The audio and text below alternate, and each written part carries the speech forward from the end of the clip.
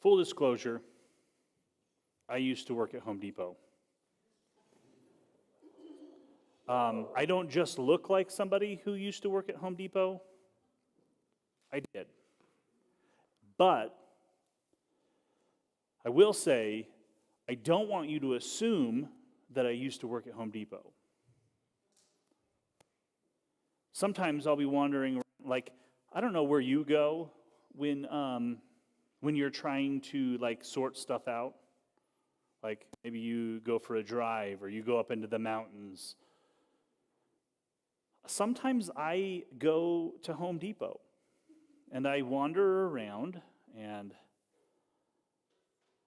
people, sometimes, there's this whole issue that happens when you go to Home Depot. You need something, no one to be found. You can't find anyone anywhere. There is not an orange vest to be seen. You don't need something, you're just browsing. You're going to be asked like 783 times if you need help. I don't know if like they can detect like bees can detect when you're afraid. I think Home Depot employees can smell when you don't need help. But sometimes when you're wandering around Home Depot and there's not a Home Depot associate around, you run into somebody else who is looking for a Home Depot associate. And when you have a face, I don't know if it's the beard or what, but when you have a face that looks like you used to work at Home Depot or you still work at Home Depot, people will ask you for help. And some people are like, well, I don't work here, so you're going to have to go find somebody with an orange apron. And that's not my MO. My MO is, I know where it is. I know where everything in Home Depot is. They're not all laid out the same, but all of the things that are in a particular department are in that department in every store. So if you know where Department 26 is, or Department 25, which is the home that I called home, Department 25, which is hardware department. It is the department that has the most SKUs in the entire store. I know most of them. They've changed since then. That was, almost 20 years ago that I worked there. It's been a long time, but I've kept up with the inventory. I know where stuff is. And there's a lot of times I'll be looking for help from myself, and someone will see me, and they will be like, "Oh, can you help me find such and such? I need hinge pins, or I need a lock that can be keyed the same key." Like, this is my favorite thing in the whole store. Like, I need a lock that can be keyed to this key that I have here. I'm like, oh, perfect. And I'll take the person back, and I'll tell them all of the things, like probably more than they need to know or that they want to know. But like, they've never had this enthusiastic of help at Home Depot before. And around that time is when we'll run into an actual Home Depot associate. And the Home Depot associate will look at me and look at this customer. And the customer will look at me and look at the Home Depot associate. And they'll just turn back to me because they don't want to trade. I was really good at my job when I worked at Home Depot, is what I'm trying to say. I think we've all had that experience. Maybe not. Maybe you haven't had the experience of like people imagining an orange vest on you when you don't have it. But like, have you ever worn a red shirt in Target?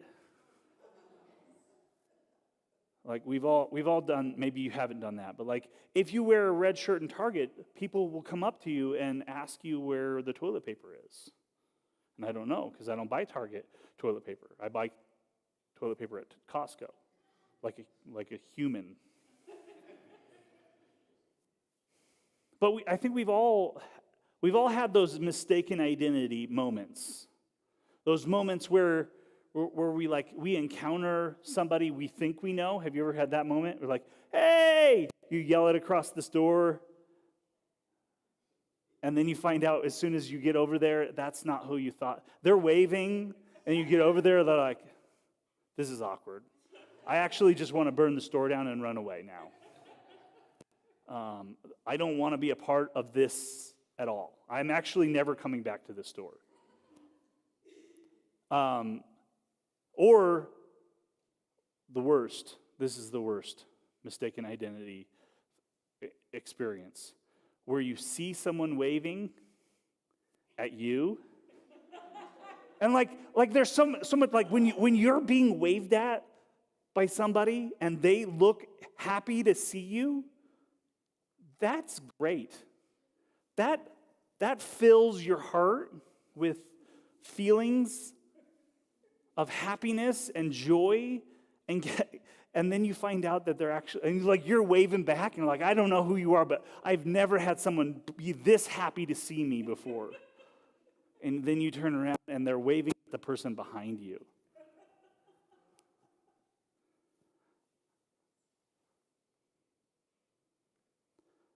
We're going to be looking at a story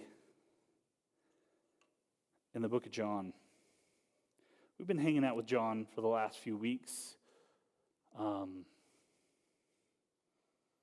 And we're going to be looking at this story, and it's no surprise. Like, the content of this story shouldn't be a surprise to you.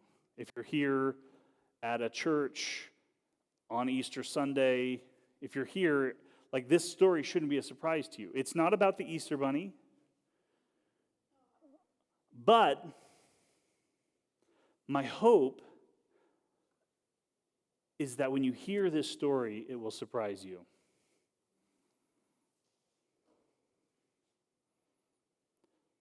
So starting in verse 1 of John chapter 20, it starts off with early on the first day of the week. I want you to take that first day of the week thing, kind of like put a pin in it or fold it in half and put it in your shirt pocket. We're going to come back to that. Early on the first day of the week, while it was still dark, Mary Magdalene went to the tomb and saw that the stone had been removed from the entrance. Mary's up early. She gets there, and things are not the way she expected them.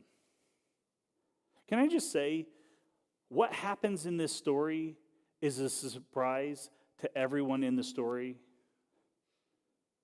Like, what happened? Like, the idea of the resurrection is not like ancient people's lack of understanding of how the world works. They didn't believe in the resurrection because they were dumber than us. That's not what happened here. Like, everything about this story goes against what they expected as well.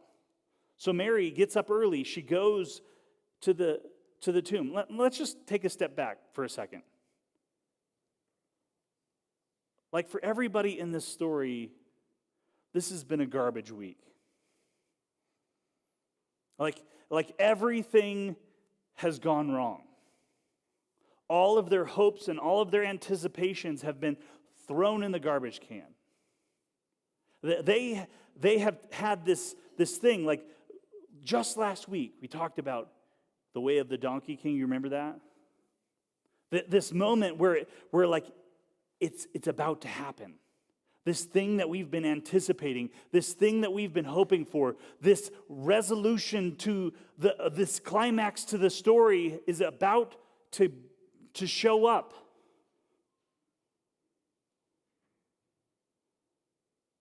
And then Good Friday.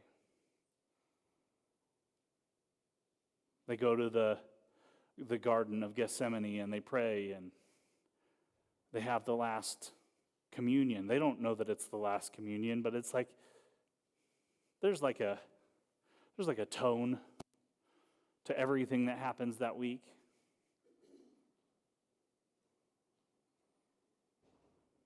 And And it just keeps getting worse. Like everything that's happened on this week just keeps getting worse. So like they go from this really high of this anticipation of all of the things that God is about to do in them and through them, and they get to be a part of. They're like on the front row seat of what's happening. And as the week progresses, find out one of the people in the group that they've been following around Jesus with for the last 3 years is actually a traitor. Actually hasn't been on the team the whole time. He's been on the other team the whole time. They keep experiencing and encountering all of these things, and as they do, can you imagine the confusion they feel? Going into Friday, Jesus is arrested, tried, killed, crucified. Like all of the things that they had hoped for, all of the things that they had believed for, were gone. So like that's the general flavor profile that you have going into John chapter 20. Not sure what the flavor profile is, but it's dark. John chapter 20, verse 1, early on the first day of the week, while it was still dark, it feels like it's been dark for days. Mary Magdalene went to the tomb and saw that the stone had been removed from the entrance. Her first thought is not, Jesus is resurrected. Her first thought isn't, oh, it must be Easter.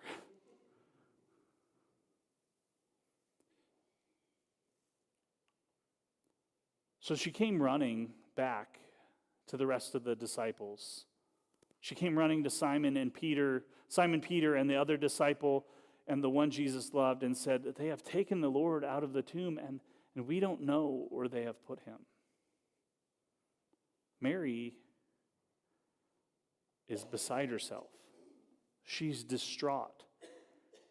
She runs to the rest of the group, and here is where we normally switch from talking about Mary to start talking about Peter and John.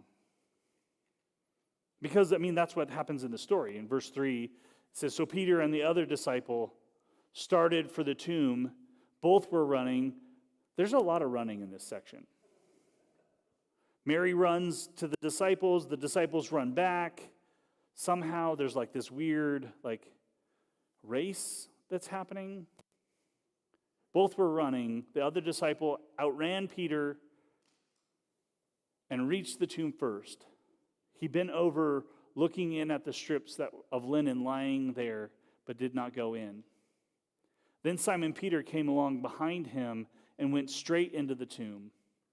He saw the strips of linen lying there, as well as the cloth that had been wrapped around Jesus' head. The cloth was still lying in its place, separate from the linen.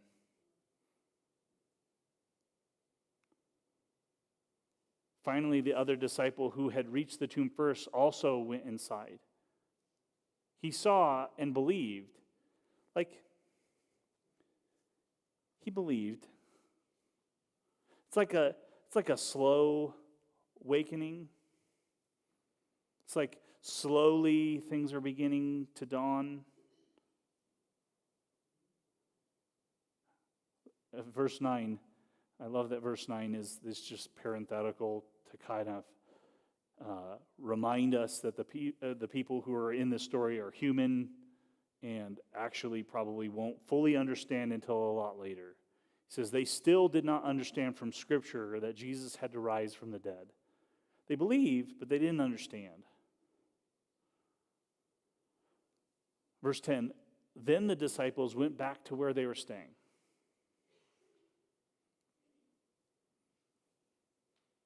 What?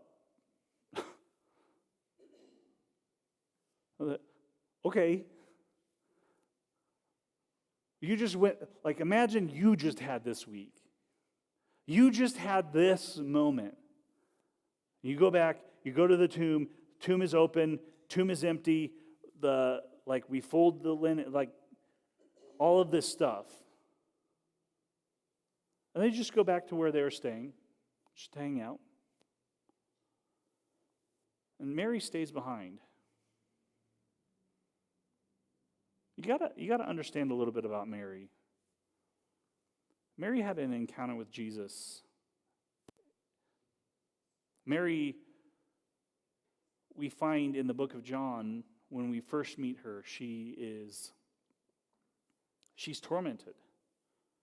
She's being tormented by, some say 7 demons, some say 7 is a representation of, she's completely tormented by demons.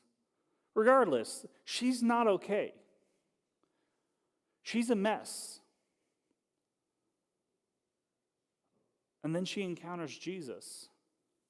And when she encounters Jesus, Jesus frees her from all of those things. And so there's this bond between Jesus and Mary. Everywhere where Mary goes, everywhere where Jesus goes, Mary goes also. Yes. Yes, that song, inspired by this story. Some of you are learning something new for right now, and you're like, oh, I can go home now. Wait, there's more. Mary has this encounter with Jesus, and when Jesus frees her, everywhere that Jesus goes, Mary follows her. Mary is devoted to Jesus, so much so that when all of the rest of the disciples go into hiding and flee, it's the other disciple who we're going to call John, because that's kind of what history has kind of showed us in this story. The disciple who wrote, the author that wrote the book of John, never refers to himself by name. He refers to himself as the other disciple. So at the cross, Jesus is on the cross, and the scene you see there is Jesus is on the cross, and at the foot of the cross is Mary, the mother of Jesus, and Mary Magdalene. And Jesus looks down, and this is who's there.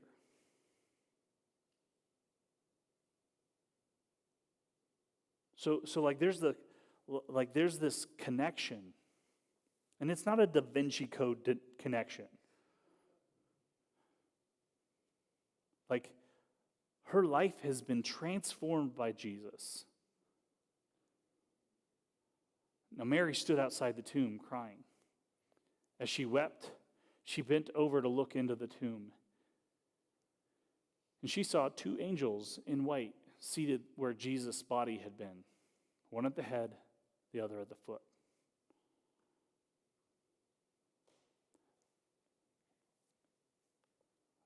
And the angels, they speak to her, and he said, "Woman, why are you crying?" That's a dangerous question.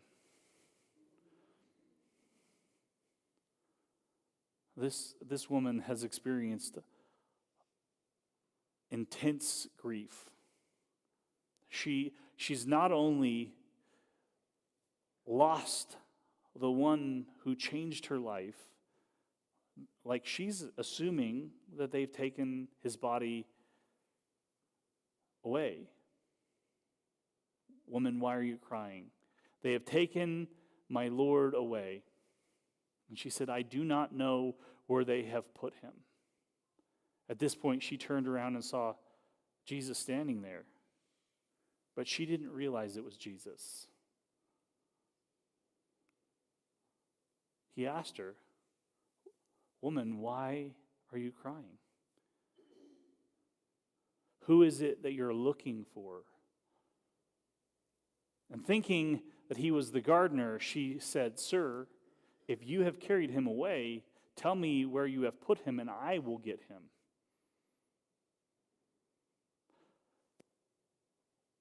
That's Mary. She turns to who she doesn't know, She assumes that he's the gardener. And she says, "Sir, if you have taken the body of my Lord away, tell me where you put him and I will go get him." She doesn't say, "I will get help and go get him." She's going to take care of this herself. She's going to do it on her own. That's Mary. But I think sometimes when we read the Gospels or a story in general, but particularly this story, we assume that the story is like a transcript of somebody following the disciples around with a camera. And so we have this documentation of what's happening, and we don't, like, the story is dripping with imagery. Like, nothing about what's written is a mistake. Nothing about what's penned on paper is a mistake. Nothing about what's said here was put on the page by accident. So it says, thinking he was the gardener. The gardener. This mistaken identity. Here's the interesting thing. You remember a few weeks ago when we were talking about how Jesus, if I be lifted up, I will raise all men, I will draw all men to me, and we were talking about how this is specifically talking about Jesus' death. And when Jesus is pressured about this situation, Jesus uses this illustration. He says, unless a seed, remember that? Jesus replied, "The hour has come for the Son of Man to be glorified. Very truly I tell you, unless a kernel of wheat falls to the ground and dies, it remains only a single seed. But if it dies, it produces many seeds." Jesus tells this little brief story as a way of illustrating what's about to happen to him. And the first time we see Jesus again after the fact, the first time we see Jesus again, we are mistaking him for the gardener? No, not an accident. This is the most touching part of this whole story to me. Mary is consumed by her grief, consumed by her darkness. She doesn't even recognize Jesus. She recognizes that maybe he's the gardener. But Jesus turns and says, "Mary." And there's just something about how he says her name. There's just something about how he says her name that all of a sudden he recognizes her. And every time I read this passage, I'm taken back to when I was in middle school and high school. Our church did a Easter musical every year. And there's this scene, I just remember it so clearly. Like the cricket sounds that we played in the background, the dim blue light, and Jesus turns to Mary and says, "Mary." And Mary turns and says, "Rabboni." You remember that, Noah?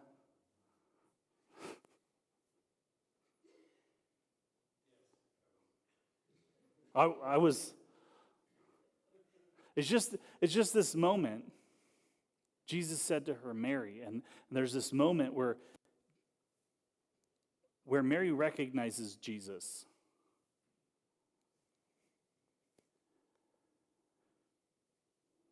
And Jesus said to her, "Do not hold on to me, for I have not yet ascended to the Father."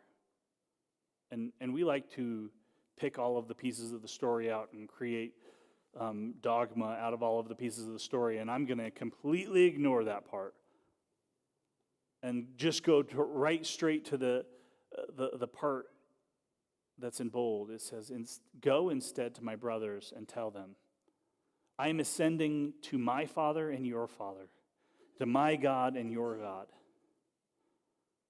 You just hear that?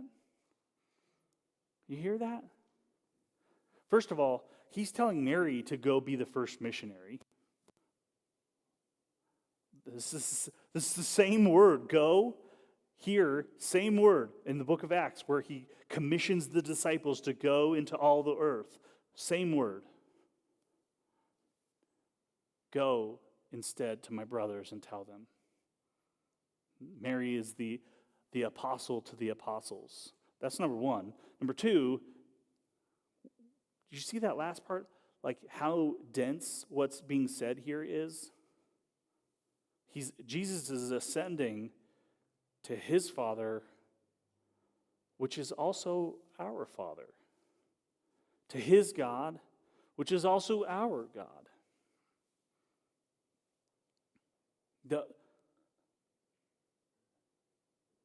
The thing that's happening here is monumental. The doors are open, wide. The hinges are broken. They can never be closed again. No matter who you are or where you've come from or what your background is, the doors are open for you. This thing that happens here, Mary is supposed to go back to the disciples and tell them that Jesus is alive and they need to get ready because he is ascending to our God.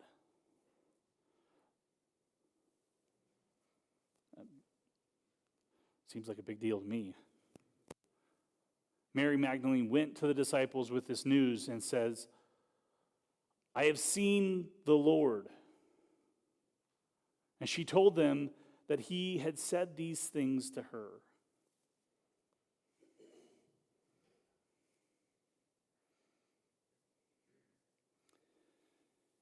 G.K. Chesterton said this, on the third day, the friends of Christ came at daybreak to the place found. Sometimes G.K. Chesterton needs a translator. On the third day, the friends of Christ came at daybreak to the place found the empty grave and the stone rolled away. In varying ways, they realized the new wonder. The world had died that night. The old way had died. The old world had died. What they were looking at was the first day of a new creation.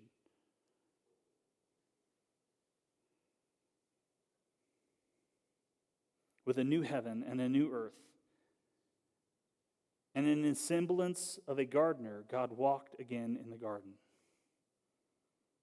Not in the cool of the evening, but in the dawn. There's another story that starts in the dark and takes place in a garden. Every single detail of the story is on purpose. He is intentionally drawing the reader's attention to where it all began, where everything began to fall apart, where everything was broken. It's interesting because the creation story is told over the course of 7 days. Day 1, day 2, day 3, day 4, day 5, day 6, day 7, God rested. Creation happens. And at the beginning of this story, on the first day of the week, there's not 8, I don't know if you know this, there's not 8 days in a week. There's only 7. On the first day, it starts all over again in this story.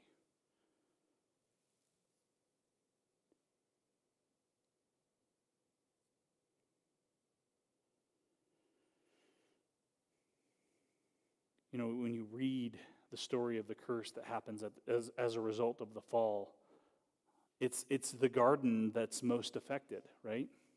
I mean, there's the way that people are affected, childbirth and animosity and hard work and all of that. But like the garden is affected. And throughout the Old Testament, the stories that point towards what God is going to do in the future talk about how he is going to turn back what happened to the garden.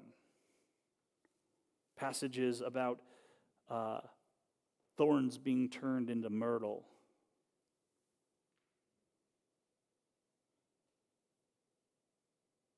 But in this story, Jesus doesn't show up he shows up as a gardener, right? Like he's mistaken. Maybe it's prophetic mistaken.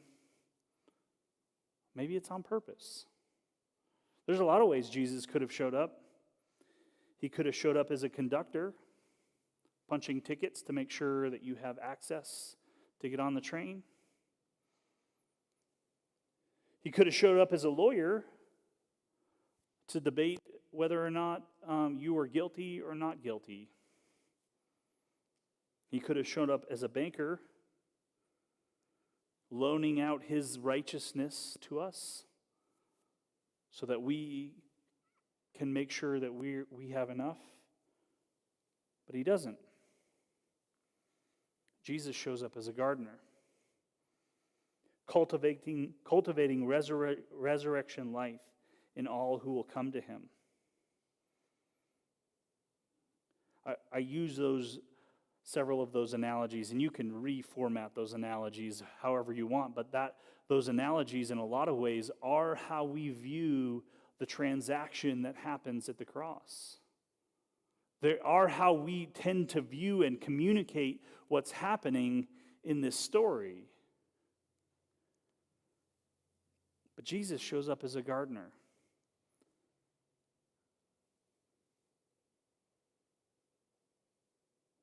The gardener metaphor is beautiful and faithfully depicts the process of salvation in our lives. That Jesus is a gardener with a green thumb and a good heart should change our perspective on life. I promise you, pay attention.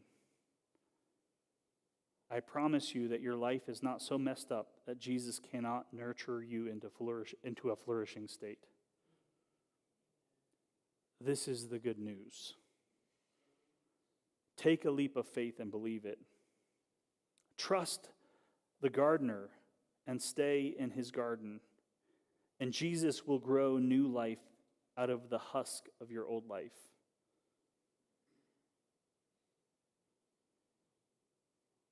Believing that Jesus is a good gardener tending to your soul really does change your perspective on life. So when the stuff happens, you know the expression, don't despair. Allow Jesus to use it as fertilizer to help you grow.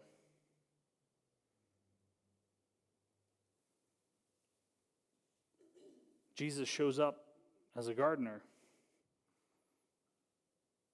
walks in the garden, shows up and calls to Mary. And in that moment, like when Mary recognizes her, she is commissioned to go, she's commissioned to do the work of the garden.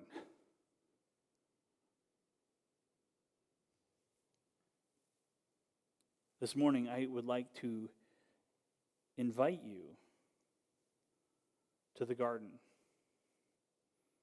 I'd like to invite the worship team back up also. You see,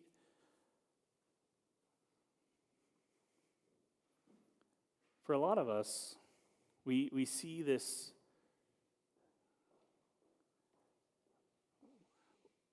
we see the stuff that's going on in life, the difficulty, the challenge, the broken places. And we're like, how does this have anything to do with what God's doing? And while Jesus was talking about, when he talked about the seed, he was talking about his own death. He is also talking about the way into new life. If you have any familiarity with 12 steps and the recovery community, you'll know this. You can't start new life until you are willing to put it all on the ground. And that's not just true of people who need to get free from addiction. That's true for you.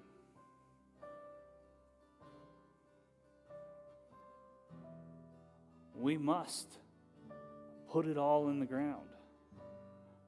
And here's the thing, I know it's scary.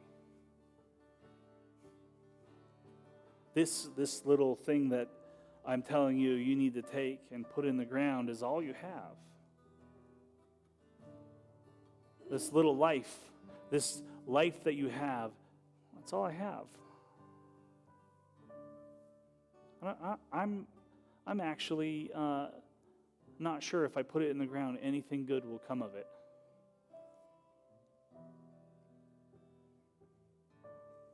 And that's why we have to trust the gardener.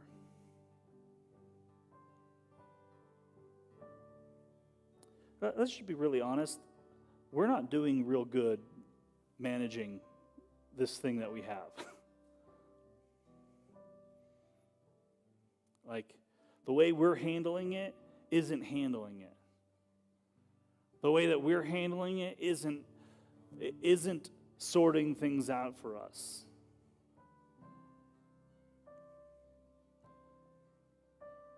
And on Friday, Jesus was buried in a garden.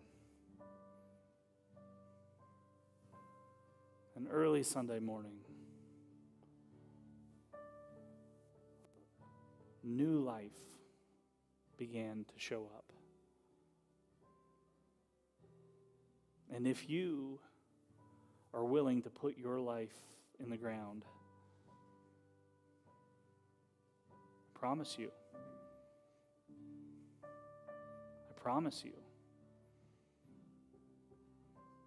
the gardener will watch that seed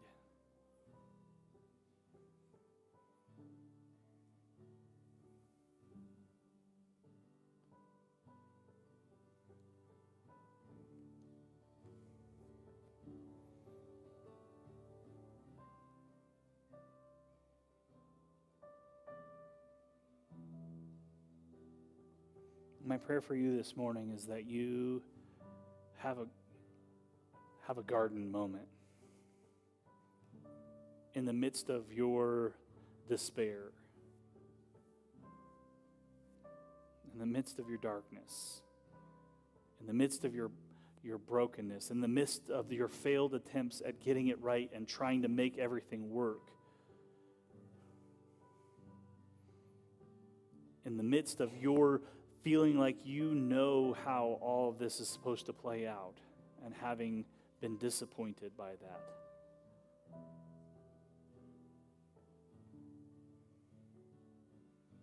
My prayer for you is that you will attune your ears so that you can hear Jesus whisper your name.